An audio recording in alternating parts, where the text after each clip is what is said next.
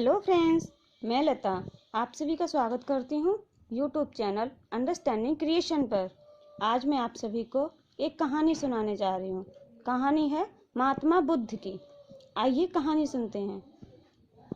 प्राचीन समय में हिमालय पर्वत की तराई में कपिलवस्तु नाम का एक सुंदर नगर था। यह नगर शाक्य वंश के राजा शुद्धोधन की राजधानी था। राजा शुद्धोधन की पटरानी माया देवी सुंदर, सुशील और ईश्वर भक्त थीं। उनके घर एक तेजस्वी बालक का जन्म हुआ। बालक का नाम सिद्धार्थ रखा गया। सिद्धार्थ के जन्म से एक सप्ताह बाद ही उनकी माँ माया देवी का देहांत हो गया।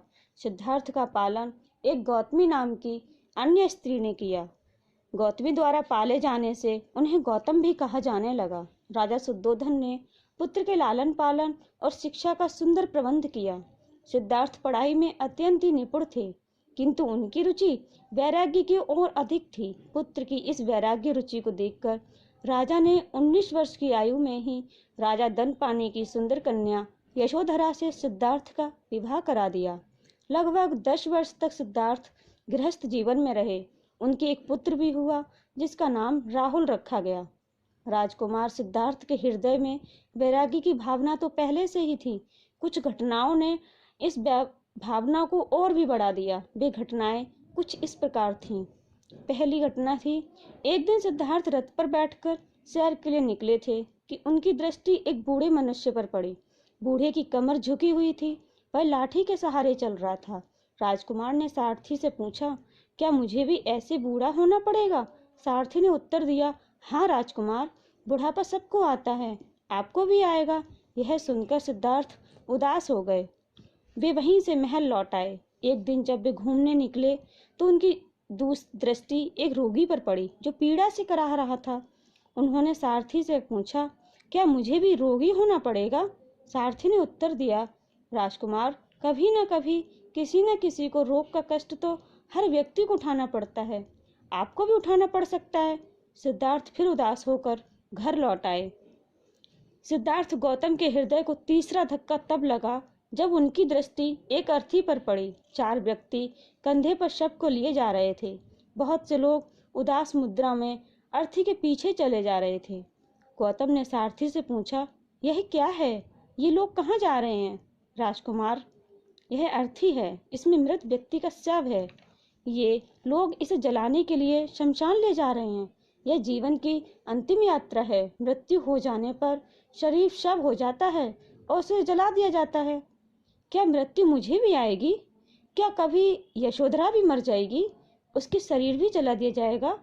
हाँ राजकुमार, आप भी, मैं भी, यशोधरा भी, हम सब एक न एक दिन इस संसार से चले जाएंगे। संसार में जो आया है उसको जाना है, जो जन्मा है उसका मरना निश्चित है। मौत से कोई नहीं बच सकता। इस उत्तर को सुनकर सिद्धार्थ उदास हो गए। उसने रथ लौटाने को कहा।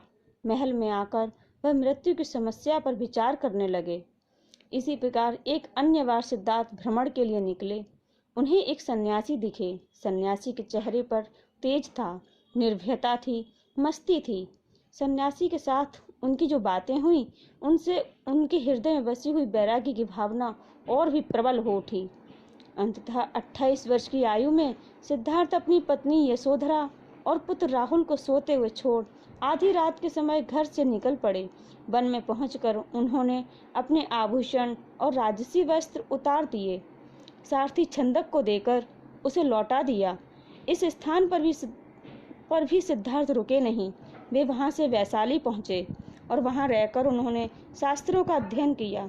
फिर राजगृह पहुंचकर योग का अभ्यास किया। यहाँ से चलकर गया नामक जिले के बिल्व गांव में पहुंचे। उन्होंने 6 वर्ष तक कठोर तपस्या की। उनका शरीर सूख कर कांटा हो गया। वे इतने कमजोर हो गए कि नदी में स्नान करके एक बार बड़ी कठिनाई से बाहर आ सके। वे अपनी असफलता का समाधान ढूंढ रहे थे कि वन देवता की पूजा करने आई हुई एक गोप कन्या सुजाता ने उन्हें वन देवता समझकर पूजा की खीर भेंट कर दी। खीर खाने से उनके शरीर में कुछ जान आई, साथ ही पूर्ण ज्ञान पाने का निश्चय भी उनके मन में आ गया।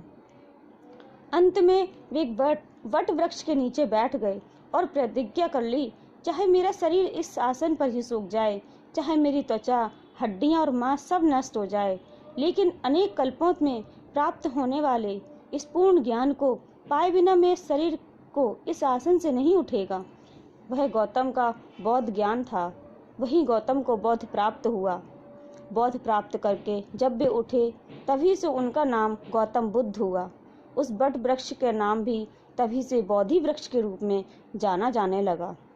गौतम बुद्ध का जन्म बैसाखी पूर्णिमा को हुआ। उन्हें बौद्ध की प्राप्ति बैसाखी पूर्णिमा को हुई। 80 वर्ष की आयु में उनका निर्वाण भी बैसाखी पूर्णिमा को ही हुआ। धन्यवाद दोस्तों।